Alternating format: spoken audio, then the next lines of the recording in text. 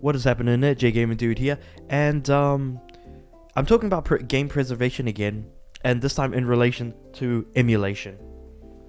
Haha, no, that's some solid bars right there. So it's in relation to emulation, largely because of Xbox crunching down on the access to emulation tools via the Microsoft Store, and allowing people to download emulators and be able to emulate other consoles on their Xbox. And it seems like a weird prospect, but being able to emulate something that gives you a decent amount of controller support is something that I kind of appreciate. So if I had actually played on my Xbox more, I would likely have done this.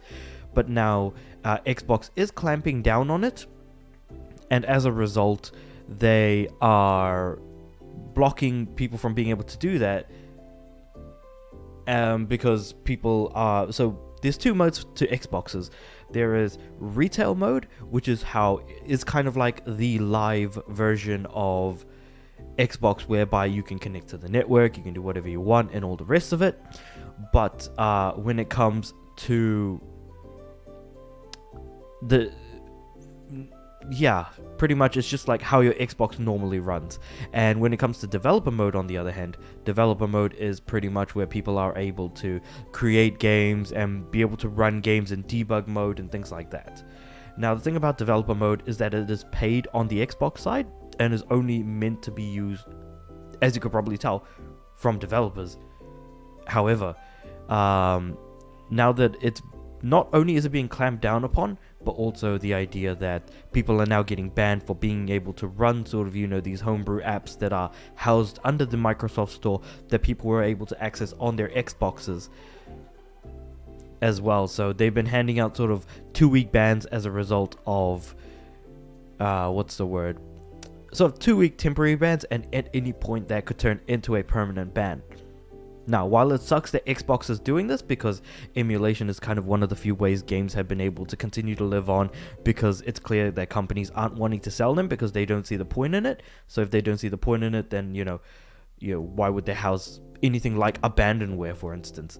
So it's unfortunate, and again, it does come down to the whole idea that games have been dying, especially older ones, throughout time at this point, and especially with that study that has been quoted so very often to say, look at how many games are no longer being supported, aren't able to be played, and that it's 87% of games released pre 2010 on top of that, which isn't even that long ago.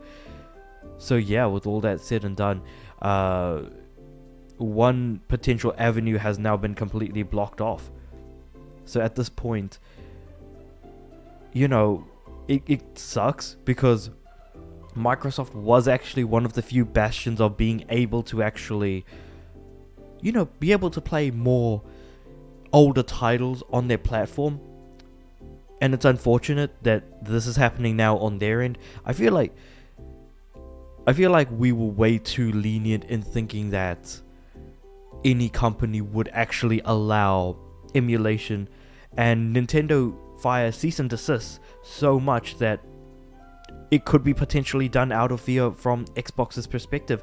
Regardless of what the situation is, it sucks, because then it hurts all of those games that we've been wanting to play that are really old, that we can't openly purchase, or as Muda from from the YouTube channel Some Ordinary Gamers has said, at the end of the day, we're buying overpriced games from Jim Bob in his garage, who's probably just there making crystal meth and smoking a doozy every now and again. Like, yeah, he's not completely wrong about that, because these games aren't supporting these companies anymore.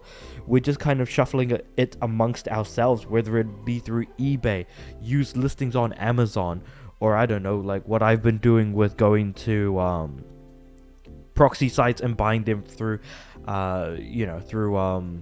Yahoo auctions from Japan. Like, It is what it is, and it sucks that games that should not be that expensive are now titling, like, games that were originally sold, like for me they were sold for like $60 in my local currency, and now when I want to buy a physical copy because the digital is no longer available, the physical copies are selling for like $300 to $400 in my local currency. That's 5 times as much as what the normal price of this game should be.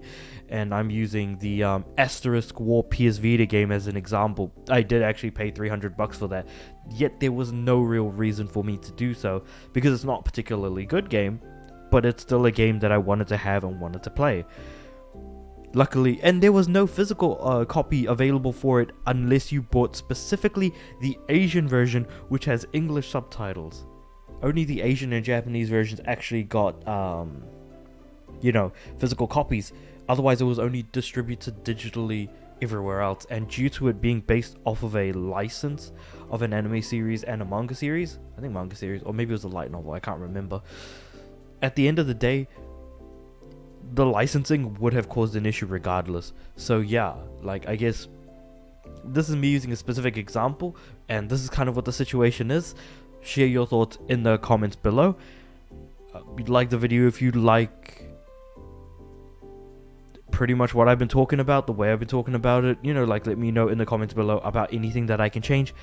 And subscribe to the channel, because I definitely like more people to be the YouTube algorithm will push my video out to more people as a result of more people subscribing. Just to let them know, look, you guys aren't the only ones who are wanting to play older games. There are those of us as well. So I feel like if we have more of our voices heard, hopefully, more people will come supporting us, and hopefully these companies will in turn. I have very little confidence they'll do so, but we don't know until we try. So with all that said and done, I'll see you guys next time.